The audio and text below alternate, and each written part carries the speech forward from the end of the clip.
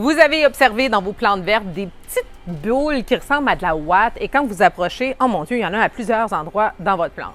Vous êtes pris avec un problème de cochenille. C'est un insecte qui s'attaque à nos plantes d'intérieur et habituellement, je suis assez zen avec les insectes dans les plantes vertes, mais selon moi, la cochenille, c'est la pire à avoir dans votre maison parce qu'elle est difficile à déloger, mais j'ai quand même quelques trucs pour vous.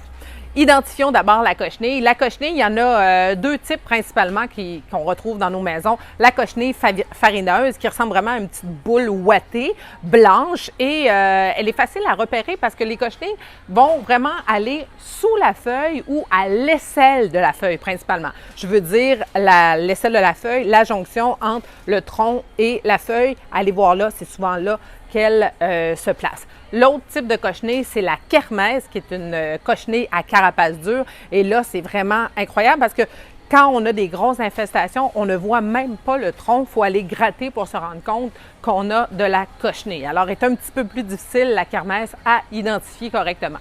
Un truc pour savoir que vous avez de la cochenille, c'est que la cochenille va sucer la sève des plantes. C'est comme ça qu'elles vont abîmer nos plantes d'intérieur. Et ensuite, elles vont sécréter du miella, qui est une substance collante. Et c'est souvent comme ça qu'on se rend compte qu'on a des cochenilles. Vous vous dites, vous marchez par terre, c'est collant, ou vous touchez aux feuilles, c'est collant, luisant. Regardez si vous avez ça, là. Souvent, c'est un signe que vous avez des cochenilles. Et le problème avec les cochenilles, c'est qu'on s'en rend compte quand il y en a énormément. Parce que si vous avez une ou deux cochenilles, c'est relativement facile. Si vous avez une grande colonie, c'est là que c'est problématique. Comment se débarrasser des cochenilles? Isoler la plante, parce que la cochenille peut, même si elle semble immobile, elle peut passer d'une plante à l'autre.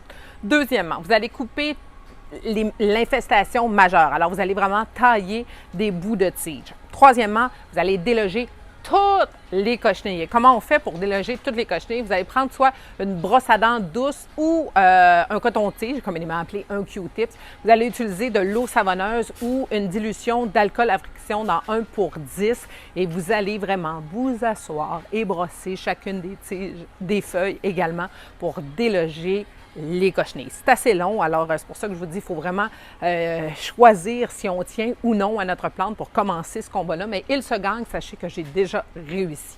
Ensuite, qu'est-ce qu'on fait? Vous allez jeter un œil régulièrement à la plante qui est infestée de cochenilles parce qu'elle peut faire une nouvelle génération. Alors, même si vous pensez que vous avez tout enlevé la cochenille, regardez encore souvent et dès qu'il en apparaît une autre, là, vous allez encore brosser avec votre potion magique et arrêter tout de suite l'infestation nouvelle de cochenilles.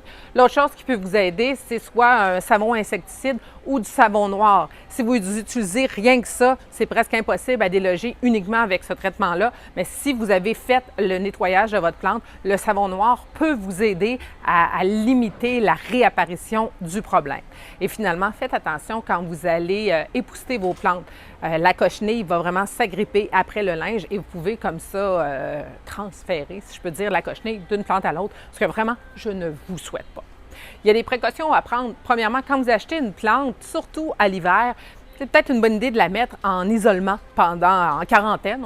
Maintenant, on est habitué. Mettez-la en quarantaine 2 semaines dans une place où il n'y a pas d'autres plantes et regardez comment elle réagit. Observez si vous voyez l'apparition de cochenilles. C'est souvent à l'automne et à l'hiver qu'on voit le problème apparaître en grande quantité.